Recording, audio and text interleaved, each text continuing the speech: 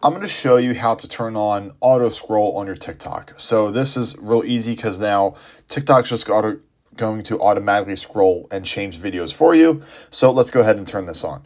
So let's go to TikTok, and instead of the settings or going through your profile, you actually just want to stay here on the home section. So make sure you're on the home section. So go ahead and pause the TikTok that you're currently on.